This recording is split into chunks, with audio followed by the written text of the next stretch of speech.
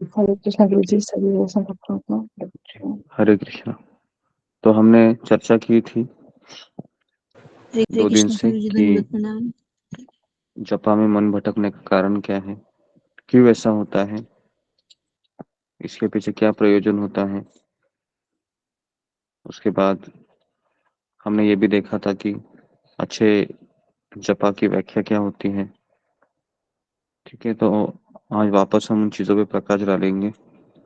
ये इसलिए ज़रूरी है क्योंकि मुझे ये पता होना चाहिए कि मैं जप तो कर रहा हूँ, लेकिन मेरा जप में कैसा मेरा जप अति उत्तम हो, जिससे मुझे भी संतुष्टि मिले और भगवान कृष्ण को भी संतुष्टि मिले। तो 2 दिन पहले हमने इस बात पे चर्चा की थी कि हमारा जपा मतलब कृष्ण के साथ हमारा प्राइवेट मीटिंग है, बराबर है। इसके ऊपर हमने चर्चा की थी कि जब मैं जपा की माला को उठाता हूँ तो 1.5 घंटा 1 घंटा मुझे इतना ही सोचना है कि ये कृष्ण का नाम मुझे जप करना है और उसके बाद मुझे बाकी के कार्य करने हैं। ओके। उसके बाद आज हम इस बारे में चर्चा करेंगे कि कैसे हम भगवान के नाम के ऊपर ध्यान लगाएं, क्या हमें स्टेप्स लेनी चाहिए। तो आज से हम इस पे ज़्यादा जोर देंगे कि जब जब हमारा माला पूर्ण होगा तब तब हमें इस चीज़ का अभ्यास करना है कि कम से कम मैं 15 मनी 20 मनी पे ध्यान लगाओ।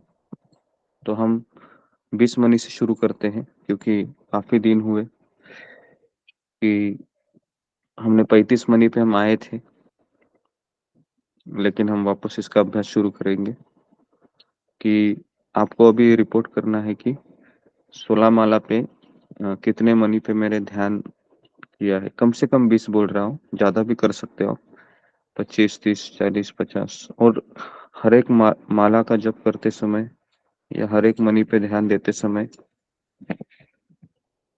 आपको फोर्सफुली आपको मन को उसमें लगाना है।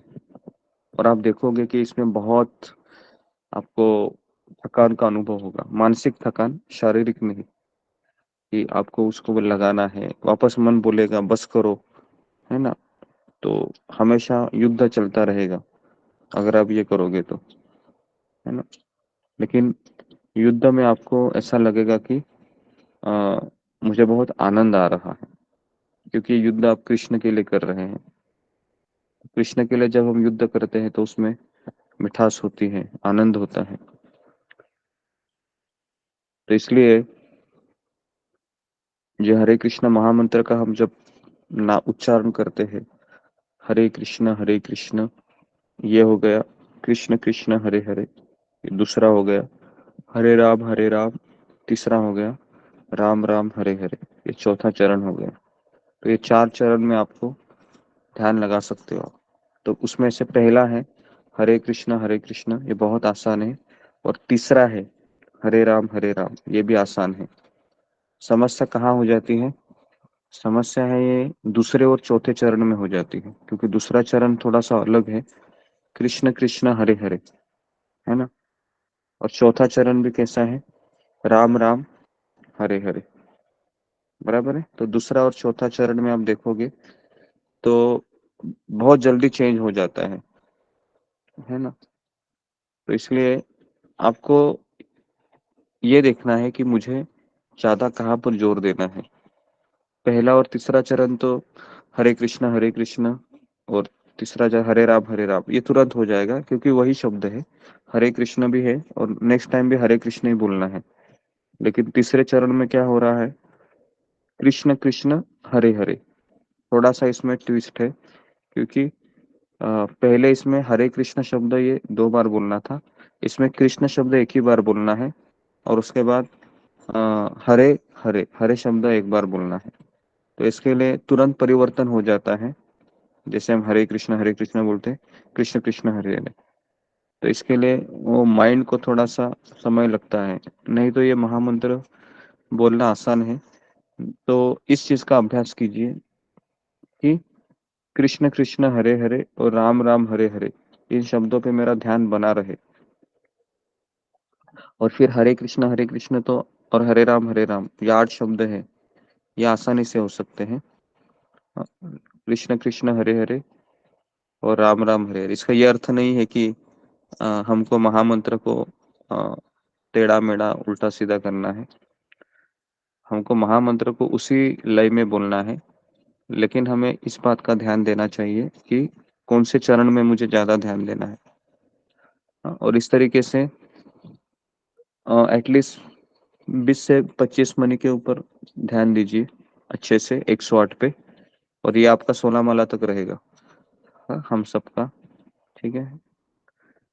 तो इस चीज पे मुझे बताना था आपको, तो आज से हम इसी चीज को कंटिन्यू करेंगे। और बीच में आपको एक प्रार्थना बोलनी है, प्रणादपि सुनीचेन तरोरपि सहिष्णुना मानिना मानदेना कीर्तनीय सदा हरि। ये है विनम्रता, है जो ऑर्डिनरी विनम्रता कहते हैं इसको। ऑर्डिनरी मतलब ये कर सकते हैं कोई भी। और दूसरी एक विनम्रता आती है जब हमारे आचार्य कहते हैं, जो मैं पतित हूँ, मैं गिरा हुआ हूँ, मैं ये हूँ, मैं वो हूँ। ये विनम्रता कभी आती है जब हमारा भगवान के साथ प्रेम का संबंध प्रस्थापित होता है, उसके बाद ये विनम्रता आती है। ये विनम्रता अभी नहीं आएगी। अगर कोई बोलता भी होगा मैं पतित हूँ, ठीक है, बोलना ठीक ही है, लेकिन जेन्युइन विनम्रता ये प्रेम स्तर के बाद आएगी। अभी की हमारी जो विनम्रता है, जो हम एक्सपेक्ट कर रहे हैं महाप्रभु, वो ये है कि एटलीस्ट आप किसी के सामने झुको, किसी को आदर दो, विनम्र रहो, सहनशील रहो, इतना हम कर सकते हैं। लेकिन जो अंदर की भावना है कि मैं क्षुद्र से भी पतित हूँ, मैं सारी दुनिया से मैं अधम हूँ, ये अंदर से आना है। तो इसके लिए हमें भगवान के साथ संबंध प्रस्थापित होने के बाद ही होगा, ठीक है। तो आज हमने इस बारे में चर्चा की कि आज हम सबको हरे कृष्ण महामंत्र का पहला चरण, तीसरा चरण, दूसरा चरण, चौथा चरण, इसके हिसाब से आप प्रयास कीजिए, है ना। और हर एक महामंत्र के शब्दों को आप पूरा तरीके से बोलने का प्रयास कीजिए, ठीक है। तो यहाँ पर मैं रुकता हूँ। ओके, आप सबके बहुत बहुत धन्यवाद। हरे कृष्ण कृष्ण कृष्ण हरे हरे, हरे कृष्णा हरे प्रभु राम की हरे दंडवत राम, प्रणाम, राम सभी राम भक्तों को दंडवत प्रणाम। कृष्ण प्रभुपाद हरे की जय, कृष्ण गुरु